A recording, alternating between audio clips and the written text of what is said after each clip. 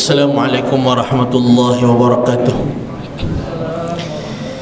A'udzu billahi minasyaitonir rajim. Bismillahirrahmanirrahim. Alhamdulillahi rabbil alamin wa afdhalus salati wa atammu taslim ala sayyidina Muhammad wa ala alihi wa sahbihi ajma'in. Allahumma akhrijna min zulumatil wahmi wa akrimna binuril fahmi وافتح علينا بمعرفة العلم وسهل أخلاقنا بالحلم واجعلنا ممن يستمعون القول فيتبعون أحسنه. اللهم إنا نعوذ بك من أن نضله أو نضله أو نزله أو نزله أو نظلمه أو نظلمه أو نجهله أو يجهل علينا عز جارك وجل ثناؤك ولا إله غيرك. Bismillah wa billah tawakkalna ala Allah la hawla wa la quwwata illa billahil aliyyil azim. Amma ba'd. Muslimin dan muslimat, para hadirin, mudah-mudahan dirahmati dan dikasihi oleh Allah Subhanahu wa taala. Alhamdulillah, seperti mana yang disebutkan oleh Tuan Haji Nordin tadi, 4 hari Ramadan dah pergi meninggalkan kita. Malam ni kita dah masuk malam ataupun hari yang kelima daripada bulan Ramadan. Kita perlu sedar bahawa sebenarnya kita sangat beruntung dan sangat bertuah, kerana kita termasuk orang-orang yang doanya dimakbulkan oleh Allah Subhanahu wa taala. Sepanjang 2 bulan kita minta kepada Allah untuk masuk Ramadan, Allah bagi dah Ramadan. Dah masuk hari yang kelima dah, Allah Subhanahu wa taala berikan peluang untuk kita berada dalam bulan Ramadan. Maka apakah yang dimaksudkan peluang kita dalam Ramadan ni? Apa benda yang lebih sangatnya Ramadan ini berbanding dengan bulan-bulan yang lain? Semua kita tahu dan kita diingatkan setiap malam dalam tazkirah bahawa Ramadan adalah bulan yang sangat mahal berbanding 11 bulan yang lain. Ramadan adalah bulan yang sangat bernilai berbanding bulan-bulan yang lain, kerana di dalamnya ada beberapa kelebihan, ada beberapa keistimewaan yang Allah berikan kepada kita untuk sama-sama kita rebut peluang itu. Baik, jadi sebelum tu, tuan-tuan, juga kita perlu rasa beruntung menjadi umat Nabi Muhammad sallallahu alaihi wasallam. Kenapa? Kerana umat Muhammad ni Allah berikan keistimewaan berbanding umat-umat yang lalu. Umat Muhammad walaupun umurnya pendek, tapi dulu masuk syurga berbanding umat-umat yang dulu. Umat Nabi Muhammad sallallahu alaihi wasallam tak panjang umur dia, 60, 70, 80 tahun meninggal. Tapi umat-umat dahulu 300, 400, 500 tahun tu biasa. 900 tahun, 1000 tahun tu biasa.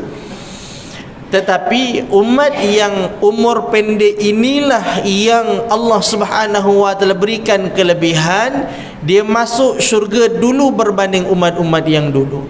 Kalaulah kita nak kira banyak ibadah antara kita dengan umat dahulu lebih banyak ibadahnya berbanding kita hari ini. Kita hari ini 60 tahun kita hidup, 60 tahun kita beribadah kepada Allah. Sama tak dengan umat-umat dahulu yang 500, 600, 700 tahun beribadah? Tak sama. Jadi kuantitinya lebih banyak mereka berbanding dengan kita. Tapi kenapa kita dulu masuk syurga berbanding dengan mereka, sedangkan mereka lebih banyak ibadah dia, lebih banyak solatnya, lebih banyak zikirnya kepada Allah Subhanahu wa taala berbanding kita. Tapi kenapa kita dulu masuk syurga? Kerana kita umat yang bertuah, buat sikit dapat banyak. Itu kelebihan yang Allah berikan kepada kita sebagai umat Nabi Muhammad sallallahu alaihi wasallam. Lepas tu saya selalu juga bagi tahu kepada jemaah umrah saya kata, tuan-tuan, bila kita pergi umrah ni, kita balik sebenarnya umur kita dah 1000 tahun lebih berbanding sebelum kita pergi.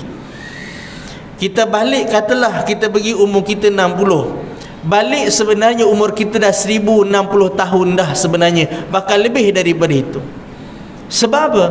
Sebab sepanjang kita kat sana, ibadah kita yang kita buat tu seperti orang yang bertahun-tahun umurnya. Contoh, sebagai satu contoh, orang yang sembahyang satu waktu di dalam Masjidil Haram, berapa pahalanya Allah berikan berbanding tempat-tempat yang lain? 100,000 kali ganda, kan? Sembahyang satu waktu dalam Masjidil Haram, maka pahalanya 100,000 kali ganda lebih banyak daripada sembahyang di tempat-tempat yang lain. Nak dapatkan 100,000 tahun itu, tuan-tuan, nak dapat 100,000 kelebihan itu perlu kepada 50 tahun lebih. Bermakna kita sembahyang satu waktu, satu hari itu, seperti orang lain perlukan 50 tahun lebih untuk sama pahala dengan kita. Itu satu waktu. Kalau 5 waktu, kalilah 50 kali 7 berapa dah? Kan? 50 kali 5, 7 pula. Celah mana 7 kali sembahyang satu waktu tu. Jadi 5 kali 5 kali 5 dah 250 tahun satu hari. Kalau 5 hari berapa dah, tuan-tuan, umur kita? Jadi ini antara kelebihan yang Allah berikan kepada kita. Tinggal lagi kita nak ataupun tidak kelebihan tu. Sebab itu juga saya ingatkan kepada para jemaah yang pergi umrah, ambil peluang sembahyang dalam Masjidil Haram, jangan sembahyang di bilik hotel kita. Baik, jadi kita nak sebutkan ada dua kelebihan besar lah yang saya nak kongsikan kepada tuan-tuan, yang sebenarnya tidak ada alasan pun kita terlepas daripada mendapat dua kelebihan itu. Yang pertama, Ramadan, bulan tidak ada alasan untuk dosa-dosa kita tidak terampun. Tak ada alasan. Sebab apa saya katakan tidak ada alasan? Kerana dalam hadis Nabi SAW sebut ada beberapa cara. Yang pertama, tak dapat, ada jalan yang kedua. Tak ada peluang yang kedua, ada peluang yang ketiga. Contoh, dalam hadis kata Nabi SAW, man qama lailatul qadar ghufira lahu ma taqaddama min dhanbi. Barang siapa yang dapat Lailatul Qadar, dia beribadah pada malam tu dan kebetulan jatuh malam tu Lailatul Qadar, maka apa kelebihan yang didapat? Ghufira lahu ma taqaddama min dhanbi. Dosanya yang lalu itu diampunkan oleh Allah Subhanahu wa taala. Kita hidup dah 50 tahun, kita hidup dah 60 tahun, dosa-dosa yang lalu Allah ampunkan. Ini satu peluang yang sangat mahal, kan? Bila lagi kita nak dapat peluang daripada Allah, dosa kita yang lalu diampunkan oleh Allah Subhanahu wa taala. Mungkin ada orang kata payahlah macam tu nak dapat Lailatul Qadar. Jadi kalau orang tu tiap-tiap malam dia qiyam, tiap-tiap malam dia tahajud, okeylah, dapatlah Lailatul Qadar. Tapi maknanya bukan senang. Ada orang yang kerja shift malam mungkin tak dapat benda tu. Maka kata Nabi SAW, ada peluang yang lain. Kalau kamu tak dapat Lailatul Qadar pun, tapi peluang dosa yang lalu diampunkan oleh Allah, masih ada jalan dia. Apa jalan dia? Kata Nabi SAW, man qama Ramadan imanan wa ihtisaba ghufira lahu ma taqaddama min dhanbi. Barang siapa yang qiyam, barang siapa yang qiyamul lail, barang siapa yang menghidupkan malam dengan penuh keimanan dan mengharapkan redha daripada Allah, ghufira lahu ma taqaddama min dhanbi. Dosanya yang lalu diampunkan oleh Allah. Maknanya yang pertama, hadis yang pertama tadi, kalau dia dapat Lailatul Qadar. Jadi kalau orang tu tak dapat Lailatul Qadar, jadi dosanya tak diampunkan ke? Diampunkan juga. Dia tak dapat cara yang pertama, ada peluang yang kedua Allah bagi. Apa peluang yang kedua? Cukup sekadar kamu qiyamul lail, cukup sekadar kamu bangun malam, kamu hidupkan malam kamu. Qiyamul lail, hidupkan malam ni. Bilakah waktu dia tuan-tuan? Lepas daripada Isya sampailah masuk sebelum subuh. Jadi waktu qiyamul lail itu bila?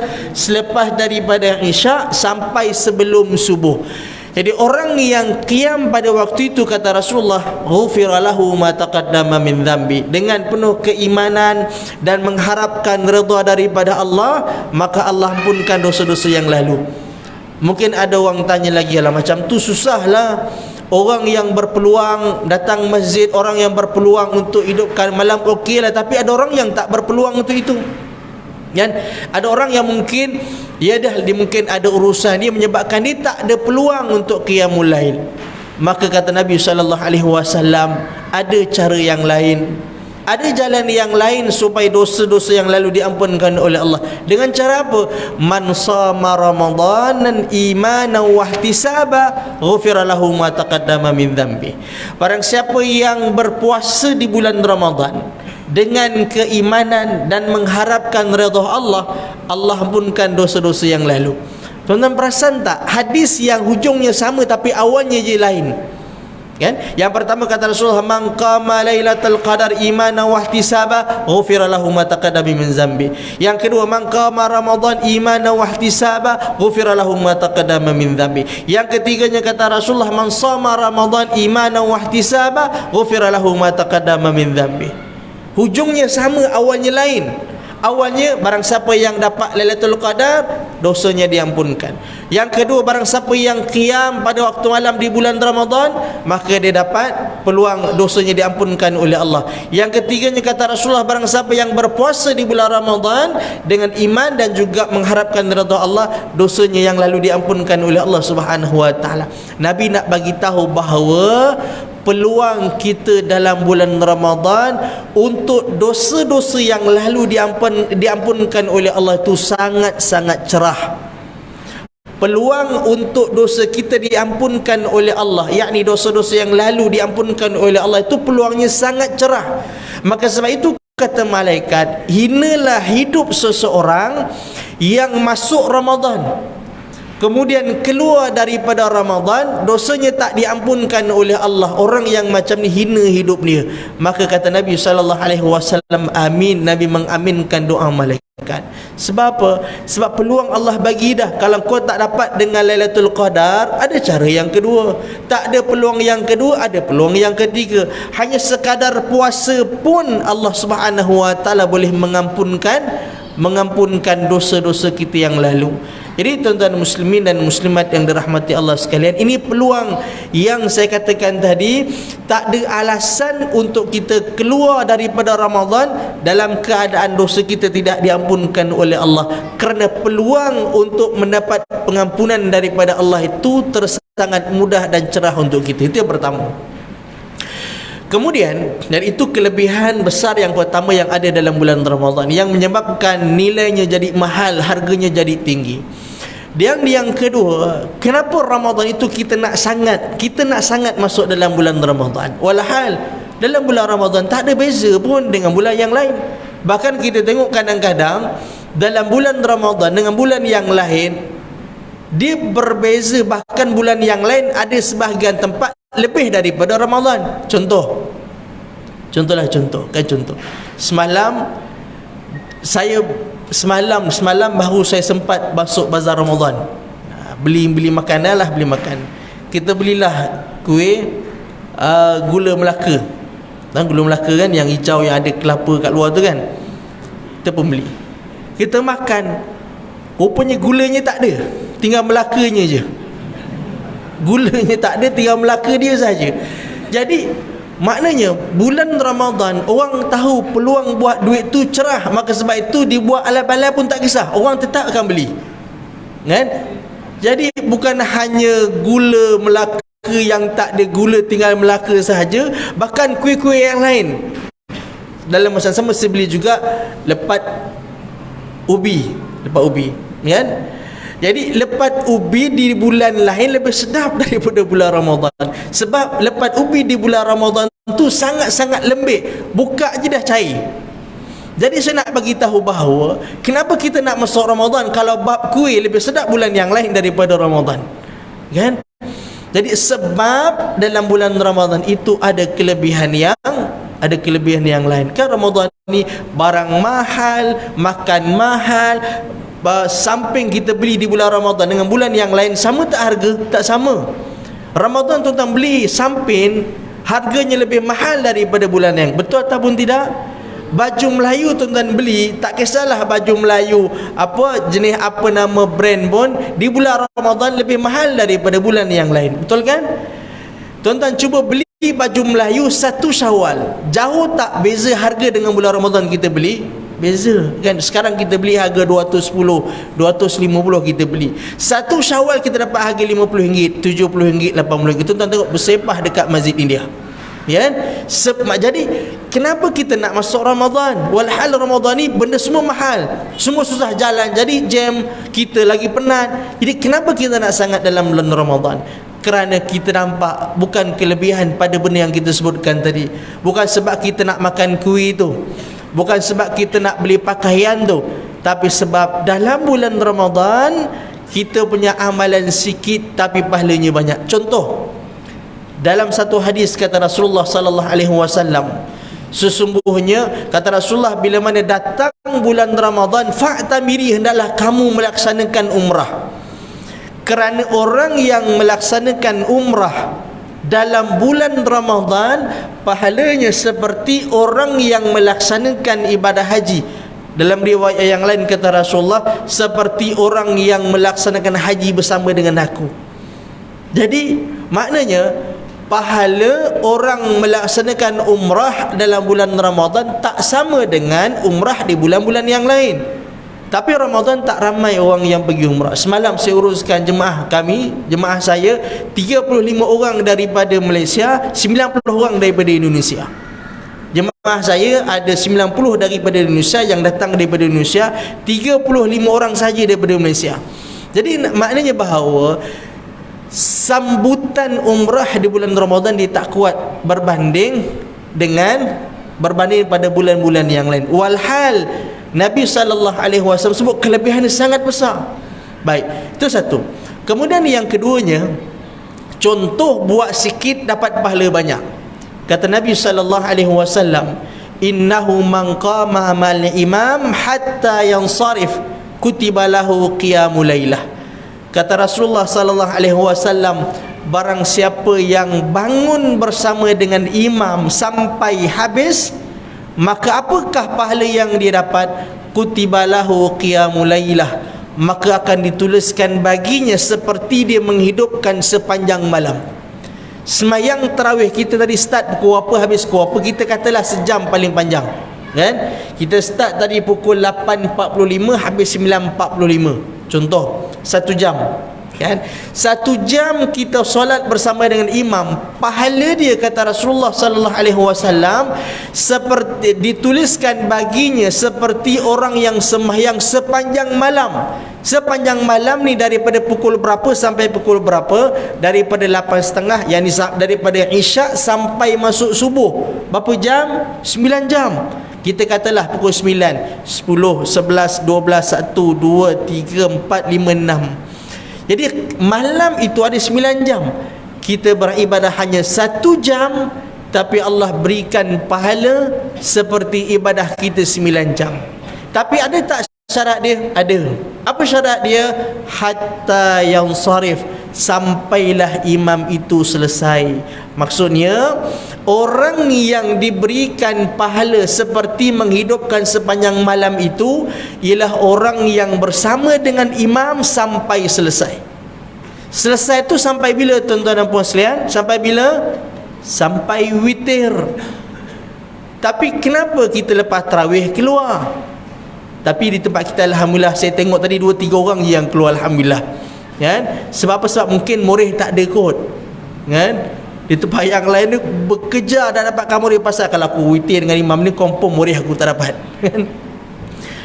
Jadi alhamdulillah di tempat kita mungkin kita faham bahawa kelebihan kalau kita solat bersama dengan imam sampai habis tu ada kelebihan dia, kan? Ada kelebihan. Apa kelebihan dia? Seperti kita menghidupkan sepanjang malam. Cuba, mungkin ada sebahagian kita ataupun mungkin kita boleh sama-sama muhasabah.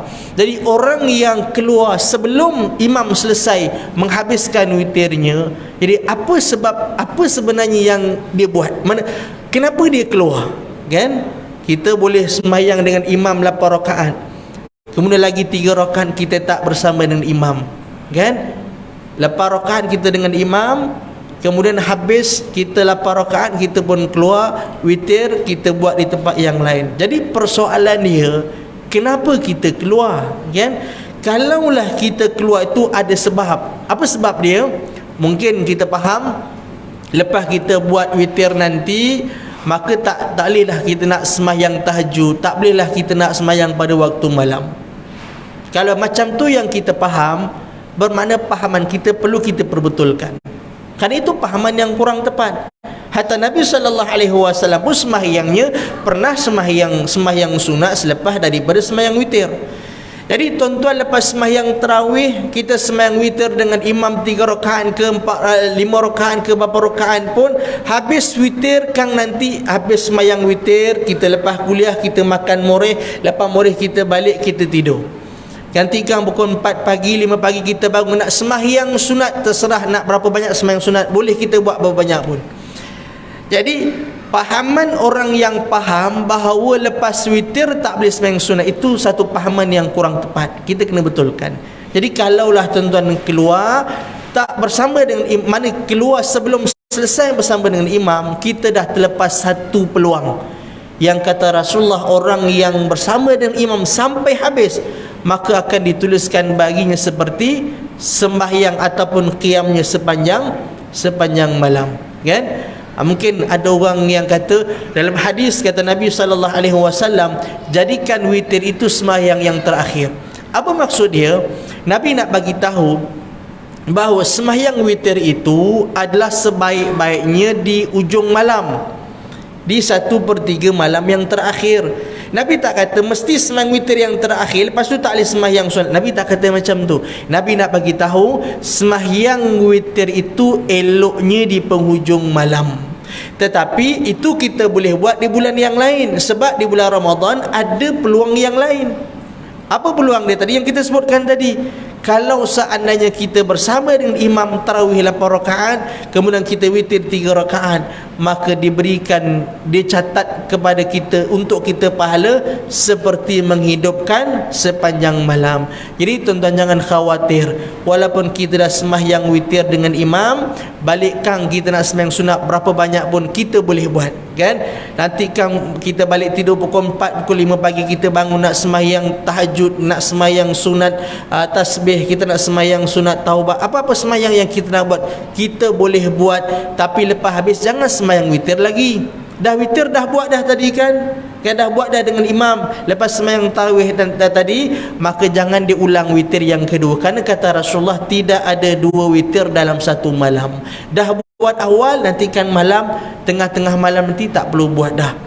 Jadi tuan-tuan, kenapa saya sebutkan begitu? Sebab kalau kita tak ambil peluang ini, kita sangat-sangat rugi. Kan?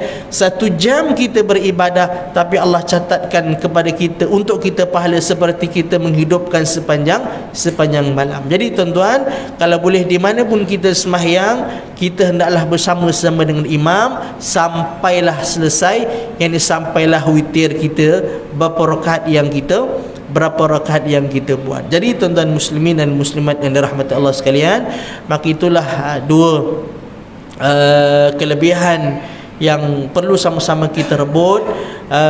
Cubalah kita beri peluang kepada badan kita untuk menikmati amalan-amalan akhirat pula. 11 bulan dah kita bertumpus lumus untuk urusan-urusan dunia, bagi peluang pula untuk badan kita, untuk dahi kita sujud kepada Allah Subhanahu wa taala. Beri peluang untuk badan kita duduk dalam masjid qiyamul lail, duduk dalam masjid i'tikaf. Beri peluang lidah kita untuk membaca Quran. Beri peluang kepada kita kaki untuk datang ke rumah Allah Subhanahu wa taala. Beri peluang, hanya tak lama tuan-tuan, 1 bulan. Kan insya-Allah, mudah-mudahan 1 bulan yang Allah berikan kepada kita ini kita dapat memanfaatkan semaksimal yang mungkin, dan mudah-mudahan kita dapat kelebihan-kelebihan yang kita sebutkan tadi, insya-Allah mudah-mudahan. Jadi tuan-tuan muslimin dan muslimat yang dirahmati Allah Subhanahu wa taala sekalian, dan itulah sedikit tazkirah yang dapat saya kongsikan. Cuma ada setengah minit masa yang saya nak ambil daripada masa tuan-tuan untuk saya kongsikan sedikitlah bersama dengan para hadirin sekalian. Malam ni saya bawa tabung. Macam biasalah Ramadan saya bawa tabung untuk Syria, untuk saudara kita yang berada di Syria, yang kita tahu mereka dah 11-12 tahun mereka diuji oleh Allah Subhanahu wa taala menjadi pelarian. Mereka sangat-sangat susah, mereka memerlukan sumbangan, mereka memerlukan ihsan simpati mereka kepada kita. Jadi tuan-tuan dan puan-puan, ayah-ayah dan ibu-ibu sekalian, jadi pada malam ni ada 2 tabung di muslimin, di muslimat saya letak tadi dekat ibu-ibu keluar daripada pintu ni, sebelum keluar di tirai coklat tu, di situ tadi saya letak tabung. Jadi kalau ada yang boleh tolong tabung tu letak atas kerusi ke bagi nampak, boleh tolong. Jadi di situ saya letakkan tabung tadi, ada flyers. Jadi yang tak bawa cash boleh ambil flyers itu, boleh ambil bagi habis, kita boleh kongsikan dengan rakan-rakan di pejabat kita. Jadi sebenarnya saya tahun ni saya rancang untuk tidak mengisi slot kuliah saya sepanjang Ramadan. Sebenarnya itu perancangan saya. Sepanjang Ramadan saya nak cuti daripada tazkirah, saya nak bersama dengan keluarga saya sembahyang tarawih di tempat, di masjid-masjid. Setiap hari kita tukar-tukar masjid. Tapi permintaan sahabat saya, pengurusi Pertubuhan Pelindung Islam Malaysia, dia kata, "Ustaz, tak boleh, kita kena bantu juga saudara kita yang ada di Syria." Jadi dia kata tolong isi slot kuliah seperti biasa di bulan-bulan yang lain tu juga dalam bulan Ramadan, tolong buat sedikit kutipanlah untuk saudara-saudara yang berada di sini. Jadi saya pun batalkan hasrat saya tadi itu, maka saya isi slot kuliah saya, dan bersama-sama dengan itu saya bawalah tabung. Mudah-mudahan dengan usaha sedikit ini dapat membantulah saudara-saudara kita yang berada di sini. Dan kalau ikutkan ni tuan-tuan, saya ni jiwa saya nak bawa tabung ni tuan-tuan sebenarnya malu kan. Saya nak pergi usung tabung letak di tempat tuan-tuan tu. Kalau ikut saya ni jenis orang yang pemalu jugalah kan, nak usung tabung, bawa pergi minta sedekah apa semua, benda yang memalukan sebenarnya. Tapi bila kita lihat keadaan saudara yang kita dah pergi sendiri bagaimana melihat kesusahan mereka, jadi kita tak sampai hatilah dan sangat bersimpati dengan kesusahan mereka. Jadi tuan-tuan dan puan sekalian, jadi saya harapkan kita sama-sama dapat bantulah sekadar rezeki yang kita ada, yang boleh kita kongsikan dengan mereka, kita kongsikan, mudah-mudahan sikit sebanyak dapat meringankan bebanan dan kesusahan yang ditanggung oleh mereka. Jadi jangan lupa flyers tu ambil banyak-banyak, boleh kongsi dengan rakan-rakan kita yang lain yang tak datang. Jadi mudah-mudahan juga usaha kita itu Allah nilai sebagai satu usaha yang baik, yang berhak ataupun layak mendapat ganjaran dari Allah Subhanahu wa taala, insya-Allah. Jadi itulah sahaja yang dapat saya kongsikan bersama dengan para hadirin sekalian. Mudah-mudahan ada manfaat dan juga faedah untuk kita bersama, insya-Allah. A'udzubillahi minasyaitonirrajim. Bismillahirrahmanirrahim. Alhamdulillahirabbil alamin, wa sallallahu ala sayyidina Muhammad wa ala alihi wa sahbihi ajma'in. Allahumma ati nufusana taqwaha wa zakkiha, anta khairu man zakkaha, anta waliyuha wa mulaha. Allahumma alimna ma yanfa'una wanfa'na bima 'allamtana wa zidna ilma. Wa sallallahu ala Muhammad wa ala alihi wa sahbihi wa baraka wa sallam. Walhamdulillahirabbil alamin. Sebelum saya terlupa tadi, yang tabung yang kita bawa ni adalah untuk sahur dan juga berbuka puasa mereka. Tuan-tuan beri, lepas 2-3 hari saya serahkan, mereka akan hantar. 2-3 hari lagi saya serahkan lagi, begitulah. Jadi apa yang kita infak tahun ini juga kita berikan makan sahur dan juga berpuasa, ya, berbuka puasa untuk mereka, insya-Allah. Aqul qauli hadza wa astaghfirullahal azim wa lakum. Wassalamualaikum warahmatullahi taala wabarakatuh.